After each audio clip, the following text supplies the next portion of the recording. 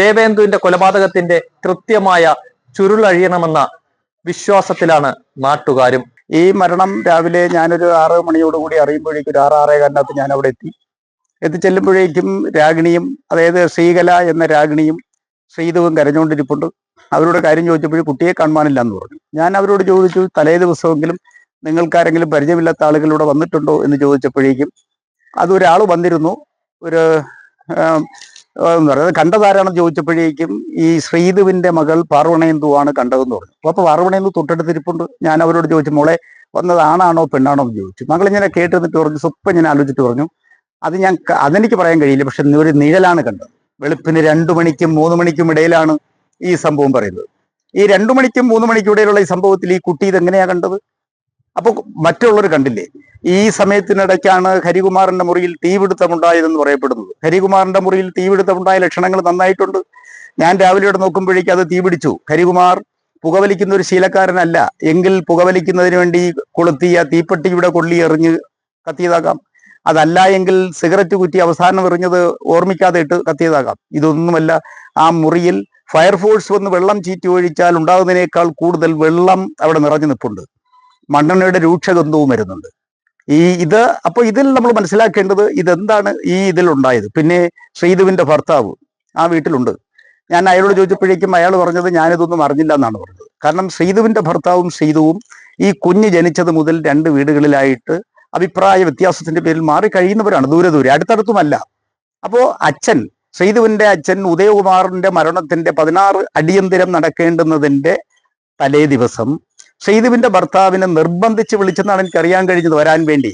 അപ്പൊ ശ്രീധുവിന്റെ ഭർത്താവ് അന്ന് തലേ ദിവസമേ വന്നു, വീട്ടിലുണ്ടായിരുന്നു. ഈ തീപിടുത്തങ്ങളോ കാര്യങ്ങളൊന്നും അദ്ദേഹത്തിന് അറിയാൻ കഴിഞ്ഞില്ല എങ്കിൽ ഞാൻ അടിയുറച്ച് വിശ്വസിക്കുന്നത് അദ്ദേഹത്തിന് ഭക്ഷണത്തിൽ എന്തോ കൊടുത്ത് അദ്ദേഹത്തെ മയക്കിയിട്ടുണ്ട്.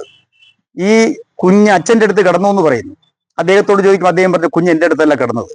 ശ്രീധു രാവിലെ എണീറ്റ് ബാത്റൂമിലേക്കും മുത്താരമ്മൻ ക്ഷേത്രത്തിൽ രാവിലെയുള്ള പ്രഭാത ഗീതം കേട്ട് ഒരു 5-10 മിനിറ്റ് കഴിയുമ്പോഴേക്കും എണീറ്റ് ബാത്റൂമിൽ പോകുമ്പോൾ ശ്രീധുവിന്റെ ഭർത്താവിന്റെ അടുത്ത്, അതായത് കുഞ്ഞിന്റെ അച്ഛൻ്റെ അടുത്ത് കിടക്കുന്നു എന്ന് ശ്രീധു പറഞ്ഞു.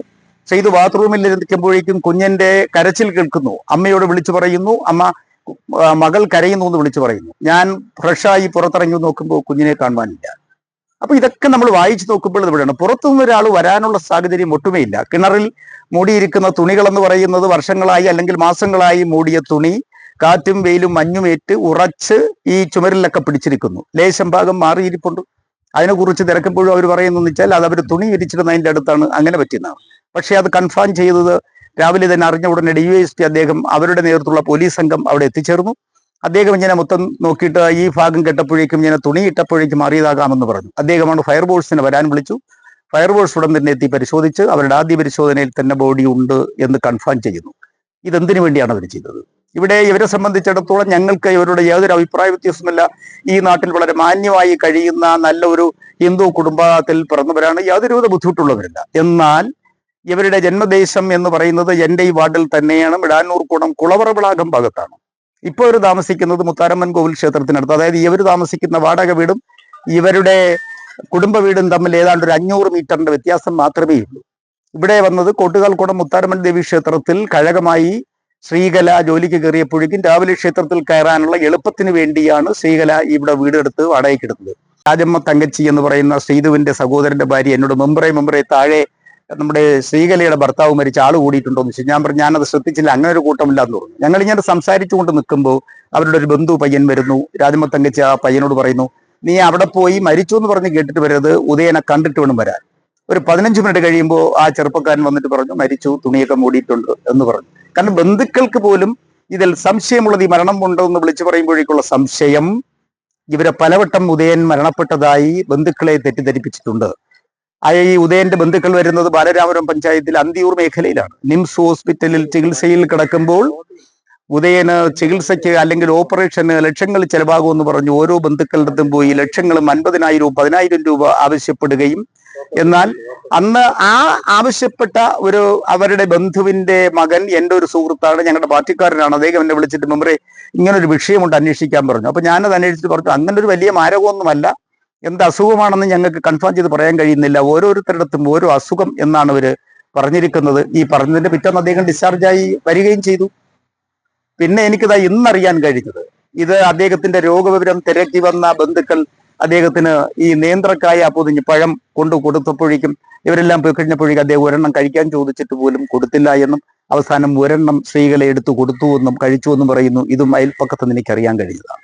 ഇത്തരത്തിലുള്ള ദാരുണമായ സംഭവങ്ങളിൽ ഒരു പൊറോട്ട് നാടകങ്ങൾക്ക് ഇവിടെ സാക്ഷി വഹിച്ചിരിക്കുന്നു. ഇതിന്റെ എല്ലാം ബ്രെയിൻ, ഇതിന്റെ എല്ലാം ഒത്താശ ചെയ്തു കൊടുത്ത ഇതിന്റെ തിരക്കഥാകൃത്ത് എന്ന് പറയുന്നത് ശ്രീതു തന്നെയാണ്.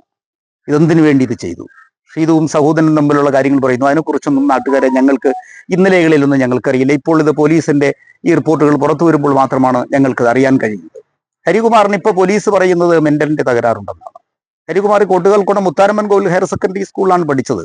അന്ന് അയാൾക്ക് പരീക്ഷ എഴുതുന്നതിന് ഒരു ബൈസ്റ്റാൻഡറെ വെച്ച് പരീക്ഷ എഴുതാനുള്ള ആനുകൂല്യം അദ്ദേഹത്തിന് കിട്ടി. അതല്ലാതെ ഒരു മെന്റൽ രോഗിയാണെന്ന് പറഞ്ഞ് ഈ പ്രദേശത്ത് അദ്ദേഹം ഒരു കുട്ടികൾ ഉപദ്രവിക്കുകയോ അലഞ്ഞു തിരിഞ്ഞ് നടക്കുകയോ ഒരു ശല്യം ഉണ്ടാക്കിയതായിട്ട് ഈ നാട്ടുകാർക്ക് ആർക്കും അറിയില്ല. ഹരികുമാറിന് അങ്ങനെ പറയത്തക്ക യാതൊരുവിധ അസുഖമില്ല. അങ്ങനെയുള്ള അസുഖമുള്ള ആളാണെങ്കിൽ ഈ ക്ഷേത്രങ്ങളിൽ ഉടുക്കു കൊട്ടുന്ന പഞ്ചവാദ്യം പോലുള്ള ഉടുക്കു കൊട്ടാൻ അദ്ദേഹം പോകുമായിരുന്നു. അദ്ദേഹം അത് പഠിച്ചത് ബാലരാമപുരം മേഖലയിൽ ഒരു സ്വകാര്യ വ്യക്തി നടത്തുന്ന സ്ഥാപനം നടത്തുന്ന അവിടെ നിന്നാണ് പഠിച്ചത്. അപ്പൊ മാനസികമായിട്ടുണ്ടെങ്കിൽ അത് പഠിക്കാൻ കഴിയും. ഒരു ക്ഷേത്ര ചടങ്ങുകൾക്ക് പോകാൻ കഴിയും. ഇവിടെ അമ്മയും ഈ മകനും ഈ ശ്രീതുവും ഒരുമിച്ചാണ് യാത്ര. ക്ഷേത്രങ്ങളിൽ പോയാൽ, ഉത്സവങ്ങൾക്ക് പോയാൽ, കല്യാണ വീടുകളിൽ പോയാൽ, വിവാഹ ഉറപ്പിപ്പിന് പോയാൽ, എങ്ങോട്ട് പോയാലും ഒരുമിച്ചാണ് പോകുന്നത്. ഇവർക്കെല്ലാവർക്കും മൊത്തത്തിൽ കാര്യങ്ങൾ ഒരുമിച്ചറിയാം.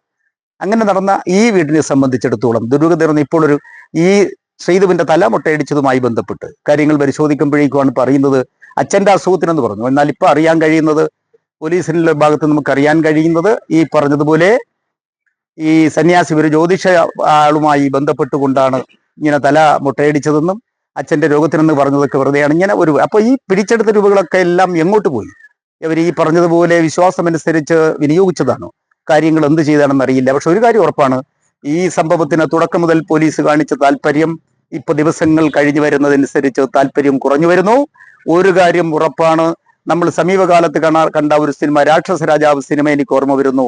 പ്രതി കൊച്ചുകുട്ടൻ കുറ്റം സമ്മതിച്ചു എന്ന് അതിൽ പറയുന്നത് പോലെ ഇവിടെ ഹരിക്കുട്ടന്റെ പേരിൽ അല്ലെങ്കിൽ ഹരികുമാറിന്റെ പേരിൽ പഴിചാരി വെച്ചുകൊണ്ട് പോലീസ് കേസ് വൈൻഡപ്പ് ചെയ്യാൻ ശ്രമിക്കുന്നില്ലേ എന്ന് ഞങ്ങൾക്കൊരു സംശയമുണ്ട്. കാരണം ശ്രീതുവിന്റെ പേരിൽ തെളിവില്ലതാണ്. പോലീസ് ഇപ്പോൾ പറയുന്നതാണ്, പ്രതി ഉത്തരം പറയുന്നില്ല, ഭക്ഷണം കഴിക്കുന്നില്ല, വെള്ളം കുടിക്കുന്നില്ല. ഞങ്ങൾക്കൊരു സംശയം, നാട്ടുകാർക്ക് പോലീസുകാർ ഹരികുമാറിനെ കല്യാണം കഴിച്ചു കൊണ്ടുപോയതാണോ, പൊതു വീട്ടിലേക്ക് കൊണ്ടുപോയതാണോ? അവിടെ ചെന്നിട്ട് കഴിക്കുന്നില്ല, കുടിക്കുന്നില്ല എന്ന് പറയുന്നത് ശാസ്ത്രീയമായ വശങ്ങൾ പരിശോധിക്കണം.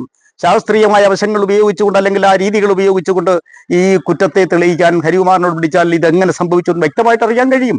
ഇത്തരം സാഹചര്യങ്ങൾ അന്വേഷണങ്ങൾ നടത്താൻ ശാസ്ത്രീയമായി സയൻസ് വളർന്നു നിൽക്കുന്ന ഈ കാലയളവിൽ ഇപ്പോഴും അത് പറ്റുന്നില്ല എന്ന് പോലീസ് പറയുന്നതിന്റെ ദുരൂഹത ഞങ്ങൾക്ക് മനസ്സിലാകുന്നില്ല. കുറ്റം ചെയ്തവർ പുറത്തു വരണം. ഇതിന്റെ യാഥാർത്ഥ്യം ഞങ്ങൾക്ക് തിരിച്ചറിയണം. നാട്ടുകാർ ഞങ്ങൾ മുഴുവനും നാണക്കേട് കൊണ്ട് പുറത്തിറങ്ങാൻ കഴിയാത്ത അവസ്ഥയാണ്. പേര് KKM സുനിൽ, ബാലരാമപുരം ഗ്രാമപഞ്ചായത്ത് 11-ാം വാർഡ്, കോട്ടുകാൽക്കുളം. 4 സംഘങ്ങളായി തിരിഞ്ഞ് പോലീസ് പ്രദേശത്തെ പലരുടെയും മൊഴികൾ ശേഖരിച്ചു വരികയാണ്. ദേവേന്ദുവിന്റെ കൊലപാതകത്തിൽ ഹരികുമാർ മാത്രമല്ല പ്രതിയെന്നും തികഞ്ഞ വിശ്വാസത്തിലാണ് പ്രദേശവാസികളും. ഈ കേസിന് പിന്നിൽ മറ്റ് പലരുടെയും സഹായമുണ്ടോ എന്ന സംശയവും നാട്ടുകാർ പ്രകടിപ്പിക്കുന്നുണ്ട്. ദേവേന്ദുവിന്റെ കൊലപാതകത്തിന്റെ കൃത്യമായ ചുരുളഴിയണമെന്ന വിശ്വാസത്തിലാണ് നാട്ടുകാരും.